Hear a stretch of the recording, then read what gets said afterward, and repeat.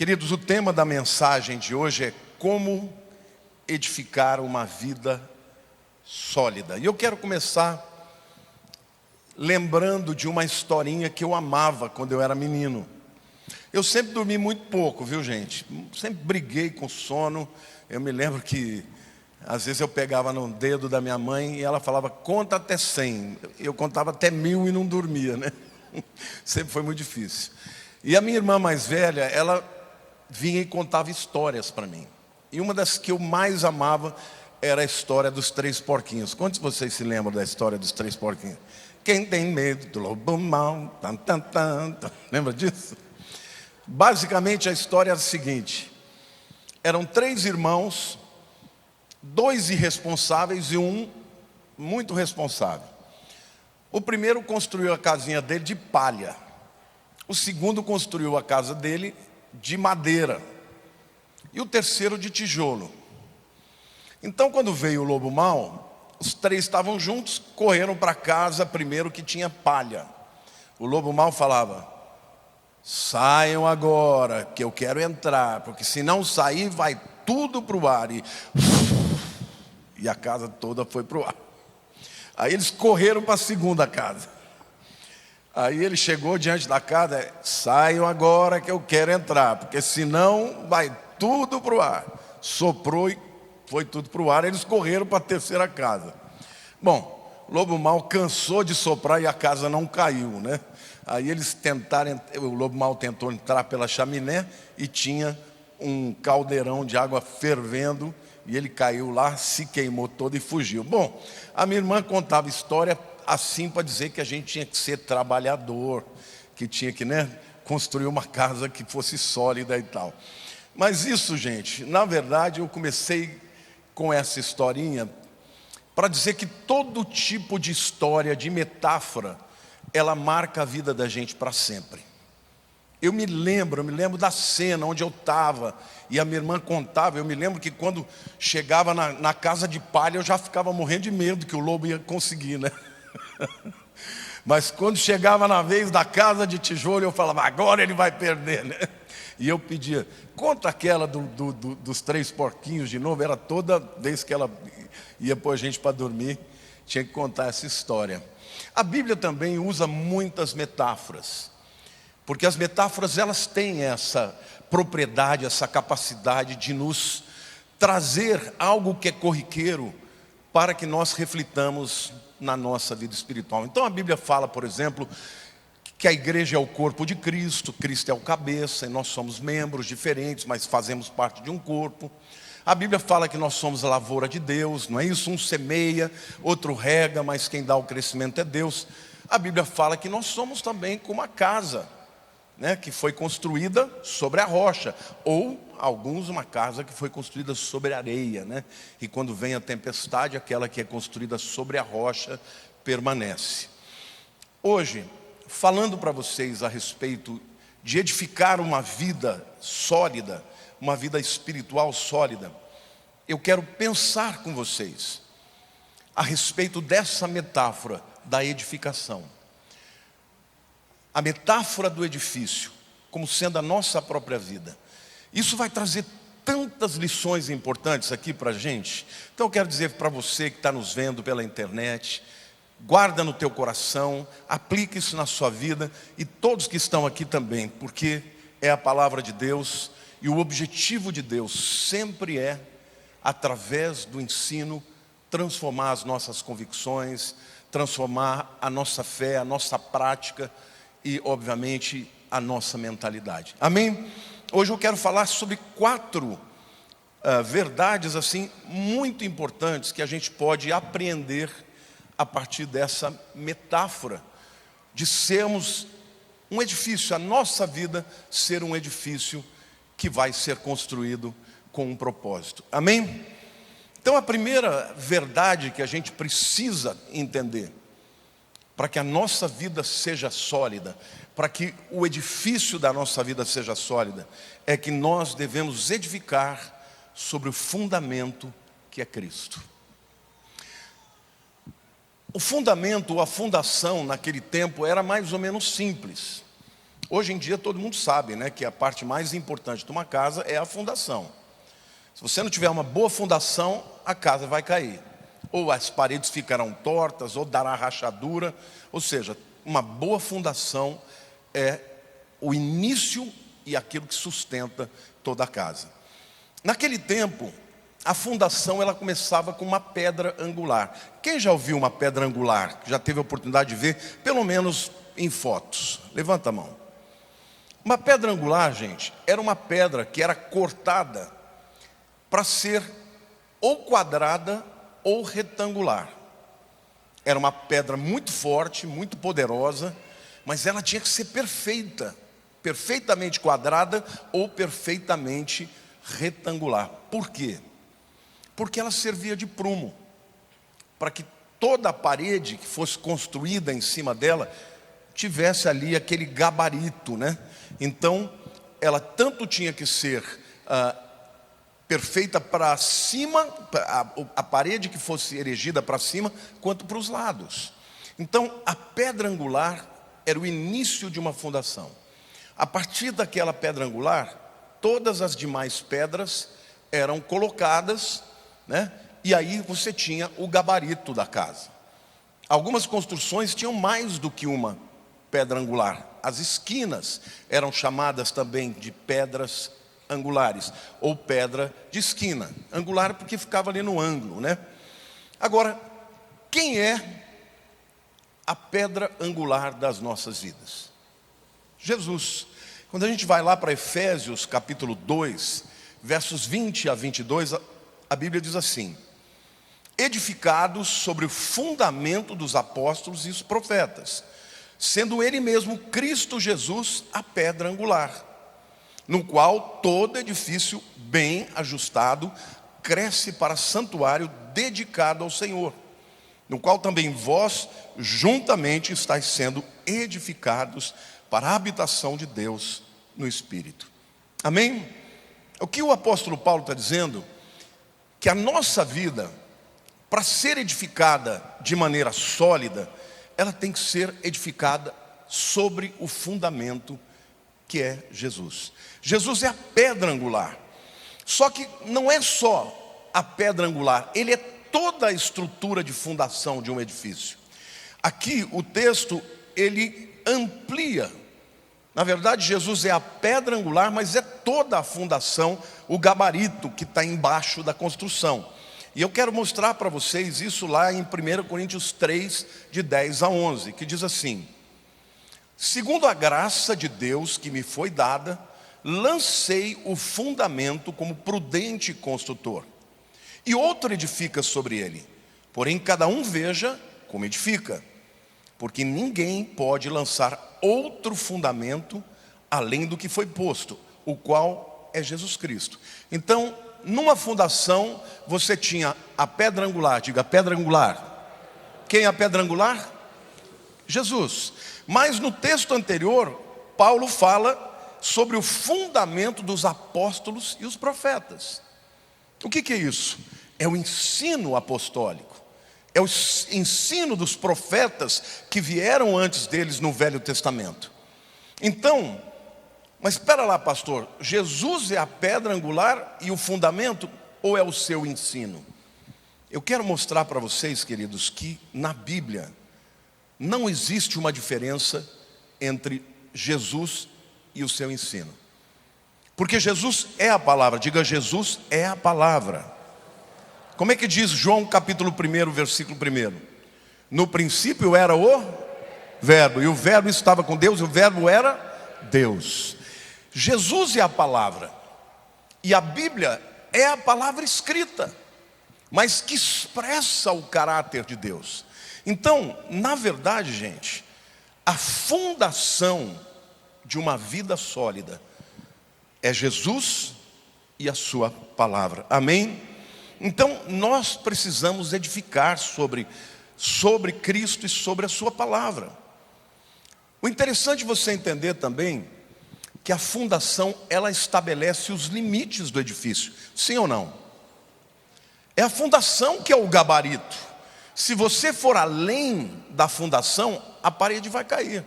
Se você colocar aquém da fundação, a parede vai cair também. Então, a fundação, ela é o gabarito e também o limitador daquele edifício que vai ser construído. Para ele ser construído justamente, ele tem que estar perfeitamente em cima do prumo, que quem determina é a pedra angular e toda a fundação. Amém?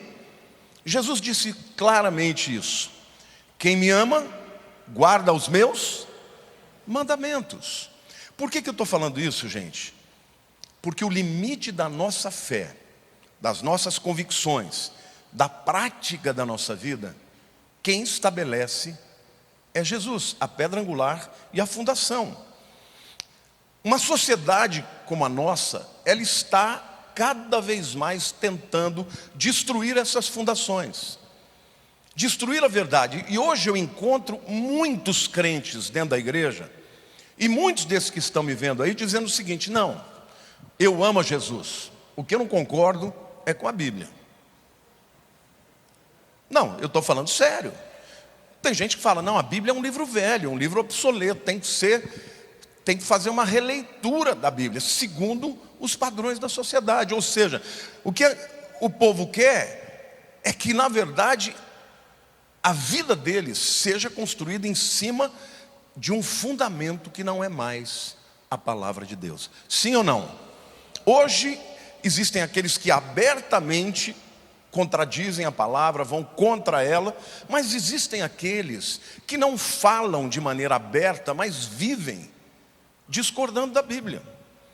Discordam da Bíblia em todos os sentidos, na sua prática, nas suas convicções, usam a Bíblia para o seu próprio querer, para a sua vontade, e não fazem da Bíblia o seu gabarito. Então, querido, não dá para construir uma vida sólida se você não entender que a palavra de Deus e Cristo são a fundação para um edifício sólido. Amém ou não? Então não é a palavra que precisa ser reinterpretada, sou eu e você que precisamos reinterpretar nossa vida segundo a palavra. Glória a Deus.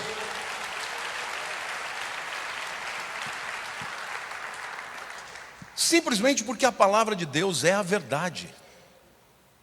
Jesus é a verdade e a sua palavra é a verdade.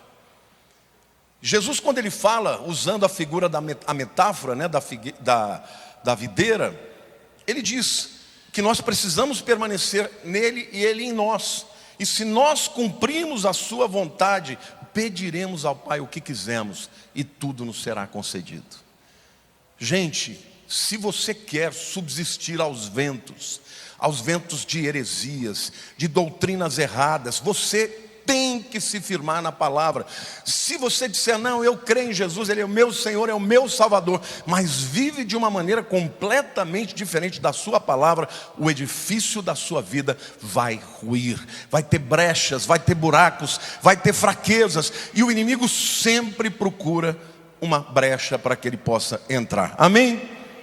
Então, primeira verdade que a gente tem que entender aqui: se o edifício de uma vida sólida é a nossa vida, então nós precisamos que Jesus seja a pedra angular e a sua palavra seja a fundação que delimita a extensão daquilo que nós vamos construir na nossa vida, as nossas convicções, a nossa fé, os nossos sentimentos, a nossa prática, as nossas palavras, os nossos sonhos, os nossos projetos, tudo dentro desse edifício. Tá bom? A segunda verdade que a gente vê na metáfora da construção do edifício é que a Bíblia sempre fala da importância de edificarmos juntos. Tá? Um edifício, ele é feito de fundação e de blocos e de tijolos. Naquele tempo era muito comum de construir com pedras, né? Pedras construídas e edificadas em cima deste fundamento, né? Judas 1, 20 a 21 diz assim: vós, porém, amados, edificando-vos, repita comigo, edificando-vos, na vossa fé santíssima, orando no Espírito, guardai-vos no amor de Deus, esperando a misericórdia do nosso Senhor Jesus Cristo para a vida eterna. Vejam que o texto, este texto e muitos outros, sempre está no plural. Edificando-vos, é um ato conjunto. Não podemos construir uma vida sólida separados do corpo. Você não pode construir uma família sólida se você não tiver Cristo como fundamento da tua família. Você não pode construir um relacionamento com os seus filhos se você não estiver com eles. Você não pode construir um relacionamento que edifique um ao outro com a sua mulher ou com o seu marido se você não tiver tempo com ele. Nós precisamos uns dos outros. Deus não nos criou para sermos seres isolados. Então, você que está me vendo aí, você está ouvindo esse monte de lorota, de pessoas que estão te dizendo que você não precisa ir para a igreja, que você pode ser um crente cheio do Espírito longe, saiba que isso é uma falácia, isso é uma mentira, porque a igreja, ela se fortalece pela presença um dos outros, é um edificando o outro, amém? É sempre no plural. Glória a Deus. Uma vida solitária é incompleta. Uma vida solitária é uma brecha para que Satanás destrua essa pessoa. Vocês sabem que a Bíblia fala também, usa uma outra metáfora que diz que o diabo, ele vem como um leão que ruge, rodeando, cercando, buscando a quem possa tragar. Esta metáfora, gente, ela é tirada do mundo animal. Eu adoro assistir documentários e vídeos de bichos. Então você vê, por exemplo, os leões. Os leões, quando os gnus passam, os gnus são uma presa mais fácil. Primeiro porque são muito numerosos. E quando eles passam, é só uma leoa correr atrás, pegar um gnu e todo o bando vai se alimentar. Mas quando os gnus passam, sobram os búfalos. Acontece que os búfalos são muito grandes, são muito fortes. E os leões, eles não podem entrar numa investida contra um búfalo macho, adulto, de mais de 1000 quilos, porque ele morre. Então ele tem uma estratégia. Eles dão algumas falsas investidas, porque o grupo se dispersa. E quando o grupo dispersa, adivinhem quem os leões atacam? Os animais velhos e doentes, ou os muito jovens e fracos. Enquanto a formação do bando, que é uma formação inteligente, os mais fortes estão na primeira linha, os mais fracos ficam dentro, e o leão fica circulando, e de vez em quando eles dão um ataque. Se os búfalos acreditam naquele ataque, se dispersam, pronto. Quem é que vai morrer? Vão morrer os que estão sozinhos, os que não conseguirem correr com o bando, os mais velhos e fracos, doentes, e os mais jovens e mais fracos. A vida solitária é assim. Quando você está fora do corpo, quando você está fora do edifício de Deus, que também é a igreja, você está à mercê das investidas de Satanás. Eu nunca vi uma pessoa fora da igreja muito mais firme do que a que está na igreja. Eu nunca vi uma pessoa fora da igreja que está cheia do Espírito, que está vencendo os pecados. Queridos, é óbvio, se Deus fez a você e a mim para vivermos no corpo, então o corpo é muito importante. E Satanás, uma das estratégias dele é fazer com que nós acreditemos que não precisamos do corpo de Cristo. Então, o texto de Judas, ele fala: guardai-vos no amor de Deus. É um guardando a vida do outro. É como o búfalo encostando no outro búfalo, encostando no outro búfalo e deixando os mais fracos dentro do círculo para serem protegidos até que eles se recuperem, cresçam ou, no caso dos animais velhos, morram de morte natural. Então, a Bíblia deixa muito claro: Satanás é aquele lobo que corria atrás dos porquinhos, sabe? Sabe qual é o lugar mais seguro para a igreja, para você? é numa igreja sólida, cujo fundamento é a palavra de Deus, é Jesus Cristo como pedra angular. É aqui que você cresce, é aqui que você se fortalece, é aqui que o diabo não vai vencer a sua vida, amém? Porque quando eu sou fraco, alguém me levanta. Quando eu estou forte e eu percebo alguém fraco, eu vou ajudar aquela pessoa. Agora, quem está sozinho, gradativamente e de maneira bem paulatina, vai questionando, vai se afastando, vai amargurando, vai perdendo a espiritualidade. De repente a alegria, a fé, a espontaneidade vão dando lugar a quê? A tristeza, a amargura, e obviamente as tentações acabam por vencer o indivíduo que está por sua conta. Então, para que você possa edificar uma vida sólida, você tem que fazer parte de um edifício. E eu quero mostrar para vocês aqui, na própria palavra, como a Bíblia nos ensina a respeito da importância de estarmos juntos. Nós somos, Jesus é a pedra angular, e nós somos o quê? Pedras vivas. O edifício é construído a partir da pedra angular, do fundamento ou da fundação, mas também das pedras vivas, que somos eu e você. Lá em 1 Pedro 2, 5 e 6, a Bíblia diz assim: também vós mesmos, como pedras que vivem, sois edificados, casa espiritual, para ser de sacerdócio santo, a fim de oferecer de sacrifícios espirituais agradáveis a Deus, por intermédio de Jesus Cristo. Pois isso está na Escritura: eis que põe em Sião uma pedra angular, eleita e preciosa, e quem nela crer não será de modo algum envergonhado. Amém ou não? Então diga assim: Jesus é a pedra angular, Jesus é a fundação, mas nós somos pedras vivas.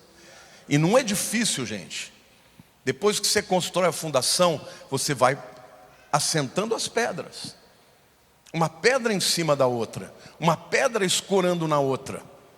É assim, nós precisamos um do outro. Dons diferentes, histórias diferentes, circunstâncias diferentes, mas um escorando o outro. É isso que o apóstolo Pedro está dizendo. Nós, como pedras que vivem, somos edificados casa espiritual. E aí o texto usa a metáfora do templo.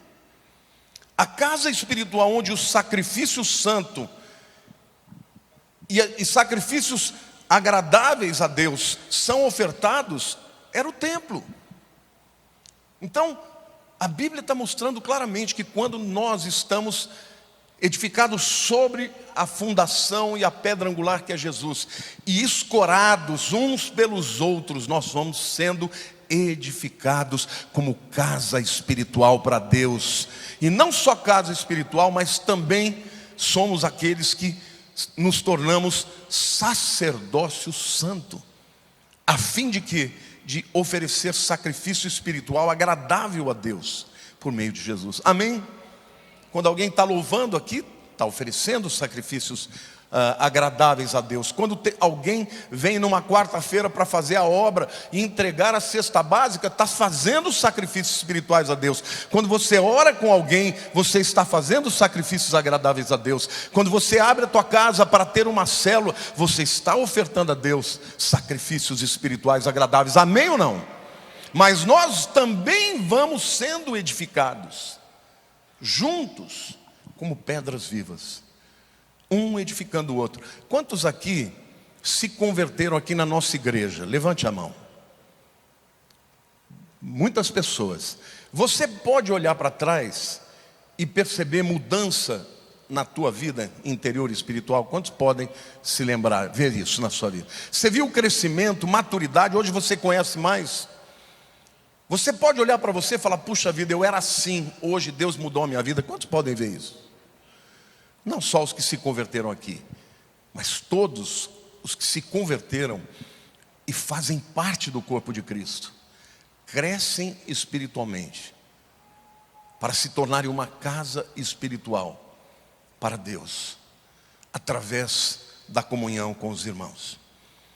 Hoje em dia tem também aí essa falação absurda de alguns líderes e influenciadores que nem igreja tem, eles estão mais interessados no seu dinheiro, na medida que eles só querem que você seja dependente deles, e você nunca cresça tendo uma igreja, tendo irmãos, tendo responsabilidades, tendo pastoreio. Eles não querem isso, eles querem que você fique seguindo esses influenciadores. Eu posso dizer, a gente tem esse negócio de lugar de fala, né? Porque eu sou um influenciador, mas eu nunca na minha vida quis substituir o que uma igreja local pode ser na vida do crente. Por quê? Porque não é uma pessoa, mas é o corpo de Cristo que edifica a sua vida para que você chegue à plenitude da estatura que Deus tem para você. Amém? Você pode glorificar a Deus?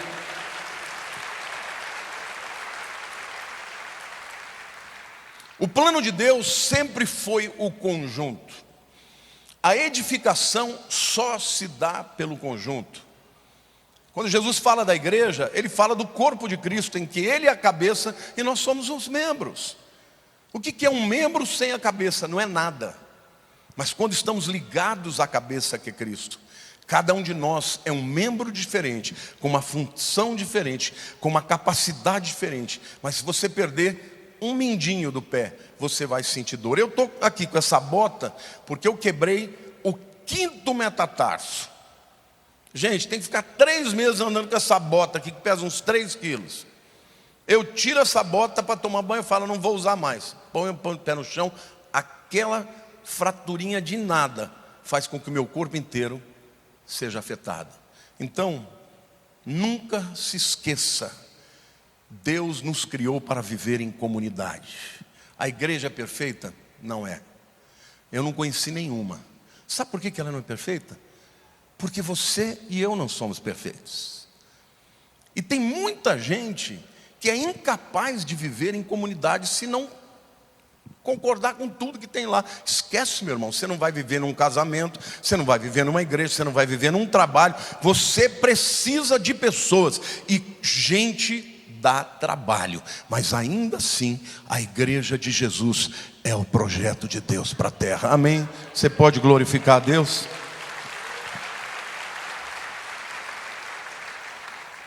A palavra igreja, eclesia, no original significa assembleia. Assembleia de pessoas chamados para fora. É essa a etimologia, chamados para fora. Uma assembleia chamada para fora, com um projeto, com uma visão, com um chamado, com um mandato de ganhar o mundo inteiro para Jesus. Mas uma comunidade, uma assembleia de pessoas. Amém? E o texto de Efésios 2:22 diz, no qual também vós, juntamente, diga juntamente, diga mais uma vez, juntamente, estáis sendo edificados para a habitação de Deus no Espírito. Juntamente. Quando estamos juntos, somos mais fortes. Esse é o lema do Reviva, né? Juntos somos mais fortes. Glória a Deus. A terceira reflexão, a terceira verdade que eu quero apresentar para vocês é que nós somos edificados pela igreja, pelo corpo de Cristo, mas fomos chamados também para edificar a igreja de Cristo. Deus nos edifica para que juntos edifiquemos a igreja. Então, se de um lado nós somos fortes e devemos fortalecer os outros, do outro lado nós somos fracos e somos fortalecidos pelos outros. E juntos, como pedras vivas, edificados sobre o fundamento que é Jesus, nós edificamos uma casa espiritual.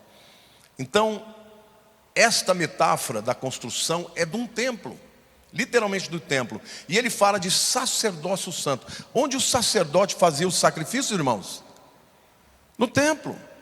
E os sacrifícios agradáveis a Deus, onde é que eram feitos? Responda, meu irmão. No templo. Deus quer que a igreja seja tanto um refúgio para pessoas que venham de todo lugar, de todos os estratos sociais, de todas as culturas, de todas as idades, de todas as classes sociais. venham para cá e tenham nesse lugar um refúgio. Mas ao mesmo tempo a igreja não é só um refúgio, ela é um edifício para glorificar a Deus. A igreja, ela tem um mandato tríplice. Vertical é adorar a Deus, horizontal é ganhar o mundo, e voltando para si mesma é para a edificação própria. É na igreja que você cresce, é na igreja que você vence o diabo, é na igreja que você é sarado. Amém ou não? Quando Jesus conta a parábola do samaritano, o indivíduo que foi espancado pelos salteadores, ele foi deixado numa estrebaria, e ali ele foi cuidado por 2 dias até que ele voltasse. O bom samaritano é Cristo. O indivíduo que foi espancado e que foi achado quase morto, somos nós os pecadores, que se não fosse Jesus nos resgatar, seríamos mortos definitivamente, espiritualmente, e separados de Deus. Mas alguém nos resgatou e nos levou para a estrebaria, que é a igreja. E 2 dias depois vem o samaritano para resgatar aquela pessoa. O samaritano é Jesus. 2 dias são 2000 anos. Um dia para Deus é como 1000 anos. Fala da volta de Jesus até que Jesus venha. A igreja é o lugar para que você seja resgatado e fortalecido. Amém, igreja? Glória a Deus. Por que o diabo está fazendo tanta força para tirar o crente da igreja? Porque o crente fora da igreja é influenciado, é manipulado, é transformado. Então, se nós vamos edificar uma casa espiritual, e ao mesmo tempo somos o sacerdócio santo, e ao mesmo tempo somos aqueles que oferecem a Deus os sacrifícios agradáveis por intermédio de Cristo, saiba que o projeto de Deus sempre foi a igreja. Eu me lembro que quando eu me converti, eu conheci alguns ministérios. Vencedores por Cristo, foi uma potência. Começou com uma visão linda do Jaime Kemp, de treinar jovens através da música para levar as pessoas para o Brasil inteiro evangelizando. Eu fiz parte desse grupo. Eu vi outros grupos como a Donep, que era uma potência. Quando morreu o fundador, o Demo Shakarian, foi diminuindo. Ainda existe, mas não mais naquela exuberância. Irmãos, todas as sociedades, mesmo as de Deus, que são chamadas de para-eclesiásticas, que dão apoio para a igreja, mas não são a igreja, quando morrem aqueles que tiveram a visão, elas definham e muitas vezes deixam de existir. Sabe qual foi a única que nunca deixou de existir, mesmo com todas as perseguições de Satanás? É a igreja de Cristo. Porque Jesus disse: as portas do inferno não prevalecerão contra ela. A igreja vai permanecer até a vinda de Cristo. Amém.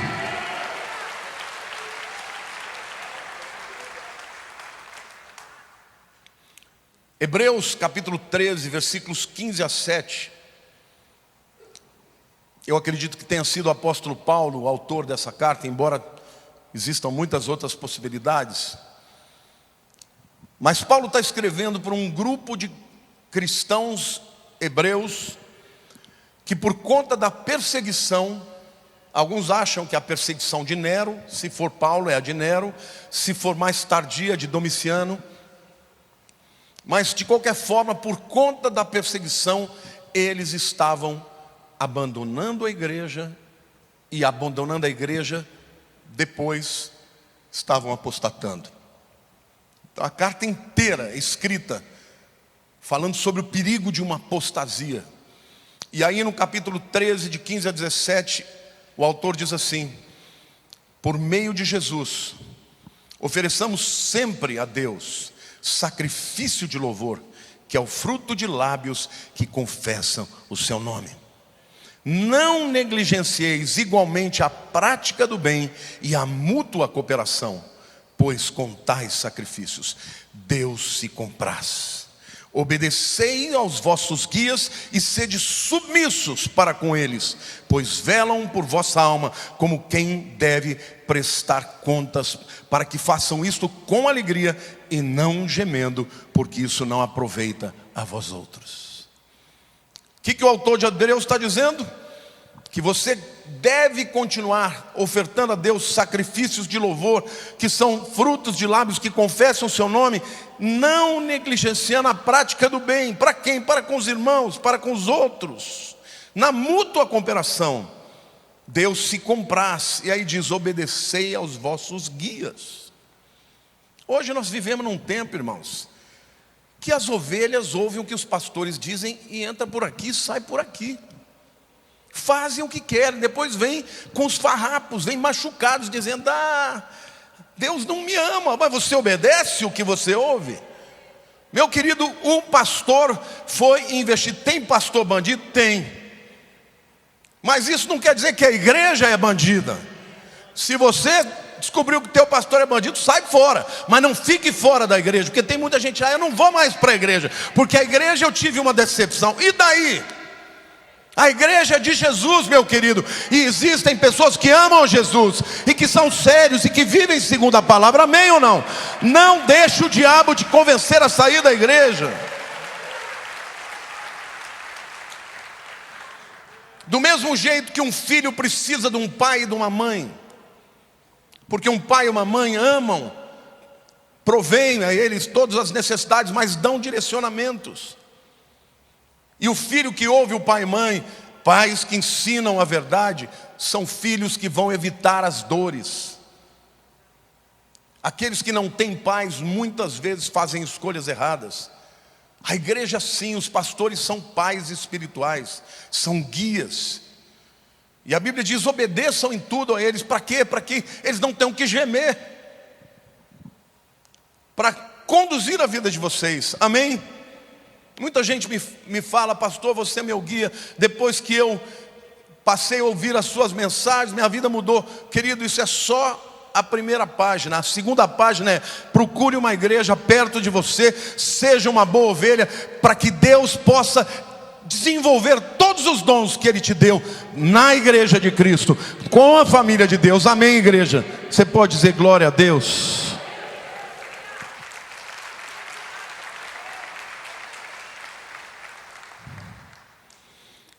E eu não estou pregando essa palavra aqui porque a nossa igreja não está crescendo, não, muito pelo contrário. Nossa igreja, Deus tem acrescentado muitas vidas aqui. Eu estou falando isso como um profeta desta nação, porque a igreja de Cristo que está espalhada por esses 4 cantos, ela é muito importante. Talvez a tua igreja não tenha o melhor louvor, não tenha os melhores cantores, talvez o seu pastor não seja alguém eloquente, que seja um profundo conhecedor da palavra, mas é ele que te pega no colo, é ele que tira o piolho, é ele que ora pela sua enfermidade. Então seja leal à sua igreja, porque Deus escolheu cada um de nós para um corpo de Cristo, amém? Glória a Deus, aleluia, pode se expressar.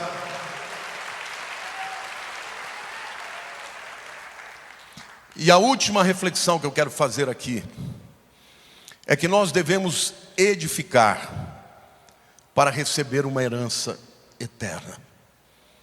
Atos 20:32 diz assim: agora, pois, encomendo-vos ao Senhor e à palavra da sua graça, que tem poder para vos edificar e dar herança entre todos os que são santificados.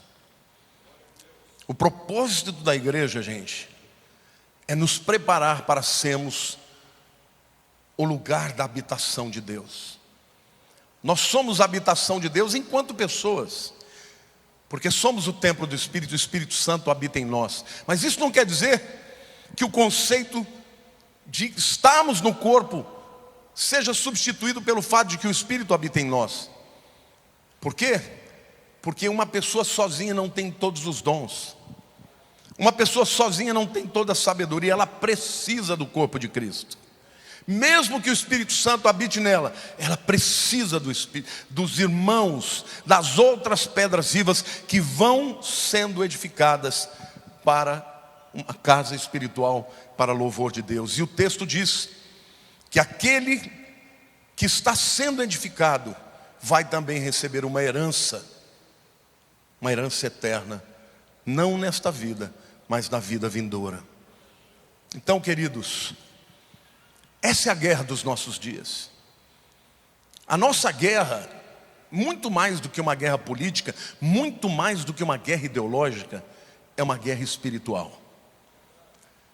Muitas pessoas que, saem da igreja, saem com o coração errado, saem querendo dividir, estão machucados e não querem ser tratados pela igreja.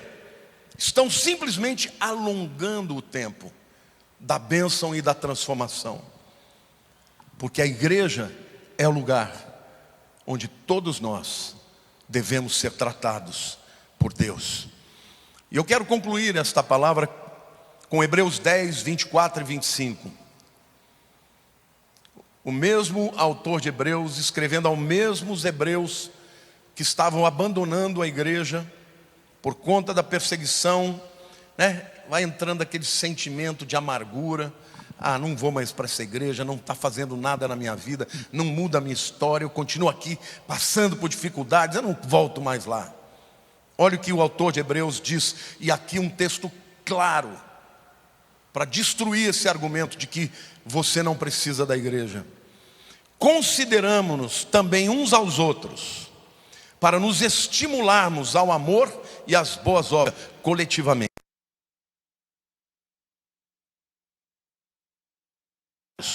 Como é o costume de alguns, desde aquele tempo já é assim.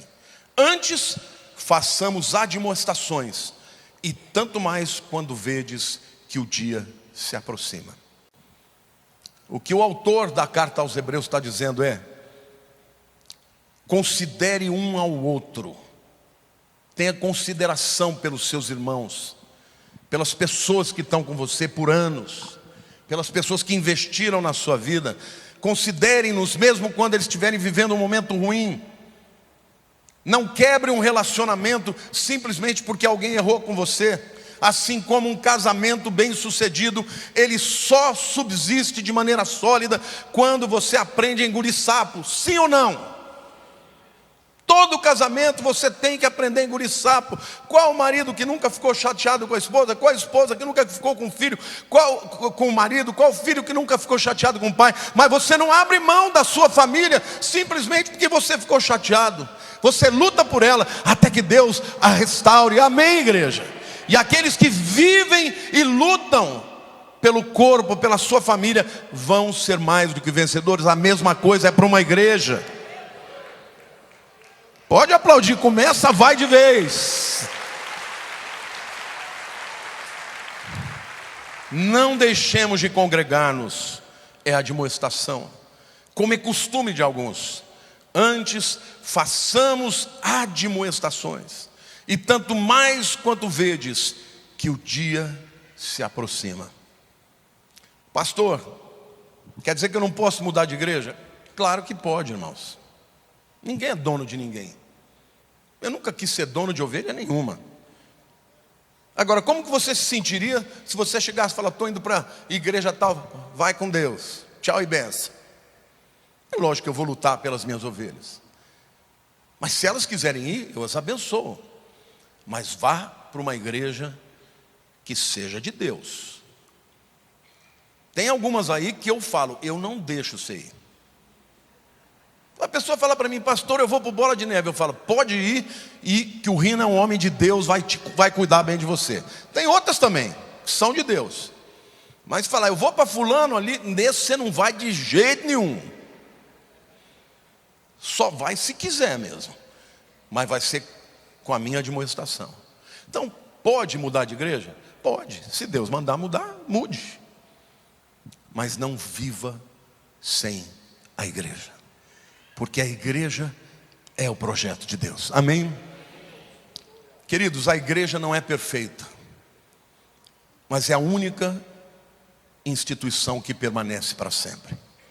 A igreja não é perfeita, porque nós não somos perfeitos. A igreja é o lugar onde eu e você somos aperfeiçoados. Como ferro com ferro se fia, assim é o amigo com o seu companheiro. A igreja é o lugar onde nós somos protegidos dos ataques do inimigo. E as portas do inferno não prevalecerão. Não é contra o indivíduo, não é contra a família, é contra a igreja do Senhor. Por isso você como indivíduo, você como família, precisa estar dentro da igreja de Cristo, debaixo desta proteção e desta cobertura, estabelecidos e construídos sobre o fundamento que é Jesus e a sua palavra. A sua vida é muito importante. Ela determina como será o seu destino e o seu futuro. O que você vai experimentar na eternidade inteira vai ser determinado nestes poucos anos de vida que você tem. Então, saiba de uma coisa: ir contra a palavra de Deus ou contra a igreja de Deus é trazer sobre si muitas consequências. Ame ao próximo, viva para Deus, esteja firme no corpo de Cristo, porque esse é o lugar que Deus preparou, é o seu abrigo, é a sua escola, é o lugar onde eu e você somos aperfeiçoados por Deus. Amém? Queria que você fechasse seus olhos.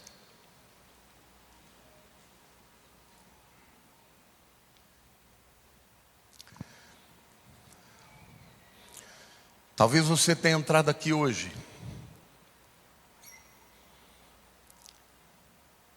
e tenha vindo aqui para ouvir uma palavra, e Deus falou com você hoje. Existe um lugar para você no corpo de Cristo. Talvez a sua história tenha sido uma história de rejeição. Talvez você tenha sido rejeitado pelo seu pai, pela sua mãe.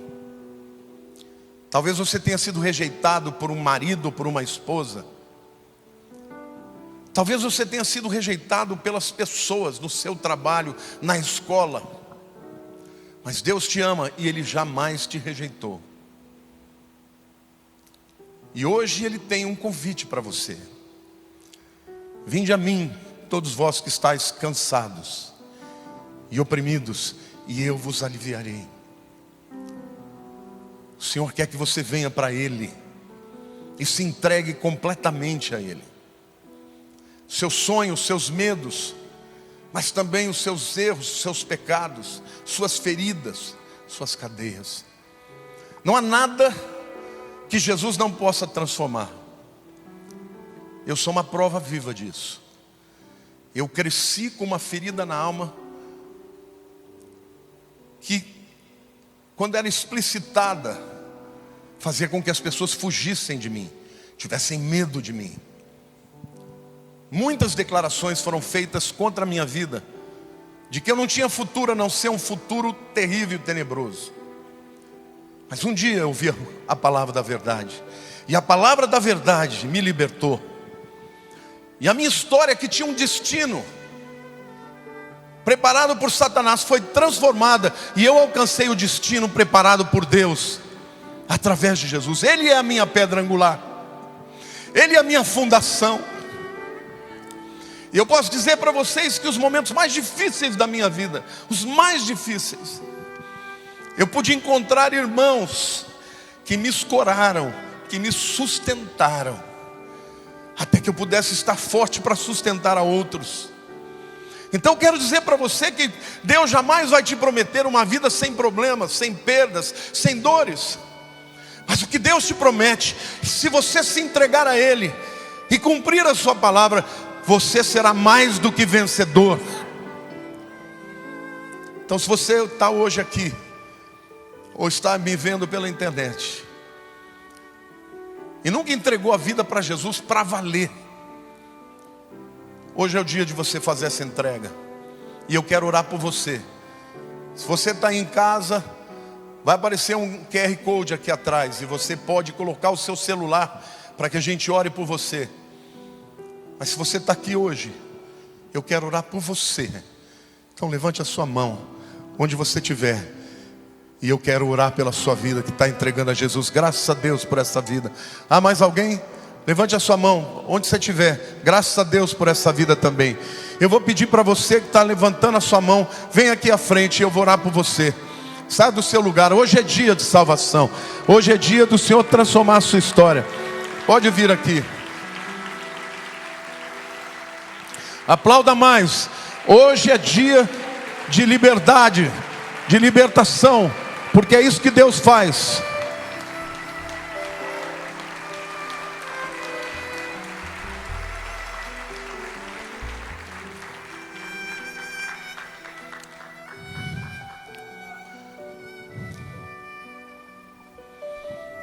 Põe a mão no seu coração, meu querido. O Senhor te ama, se importa com a sua história. E hoje você está tomando a decisão mais importante da sua história. Quer dizer, Senhor, sozinho eu não consigo, mas eu estou entregando meu futuro para Ti, como eu estou entregando o meu passado também. A Bíblia diz que nós cremos com o coração, mas confessamos com a boca para a salvação. Então, fale com a sua própria palavra. Diga assim: Senhor Deus, eu hoje entrego a minha vida, para que Jesus seja o Senhor dela. Perdoa os meus pecados. Escreve o meu nome no livro da vida. Eu te declaro como meu Senhor e o meu Salvador, em nome de Jesus. E você que está aí em casa, declare: eu reconheço Jesus como meu único e suficiente Salvador. Perdoa os meus pecados. Escreve o meu nome no livro da vida. Amém. Se você fez essa oração, meu querido, a Bíblia diz que o seu nome está escrito no livro da vida do Cordeiro, que morreu desde a fundação do mundo. Amém. Glória a Deus. Senhor Deus, com as nossas mãos dadas, Senhor, nós queremos em primeiro lugar agradecer, porque a igreja é a noiva que Jesus vem buscar. A igreja foi o Senhor quem iniciou ao enviar o Espírito Santo. Senhor, eu te agradeço pela promessa de que as portas do inferno não prevalecerão contra a tua igreja. Obrigado pela igreja, Senhor. Nós somos imperfeitos, mas é aqui que o Senhor opera. E queremos ser, ó Deus, o abrigo, a casa espiritual, o refúgio para todo aquele que vier, para o perdido, para aqueles que são rejeitados pelo mundo, pela sociedade. Que aqueles possam encontrar o amor, a libertação, o propósito e a família de Deus. Obrigado, Senhor, porque o Senhor tem sustentado a tua igreja. É o Senhor que tem espalhado a tua igreja. Senhor, fortalece-nos, Senhor, porque uma grande porta está aberta diante de nós.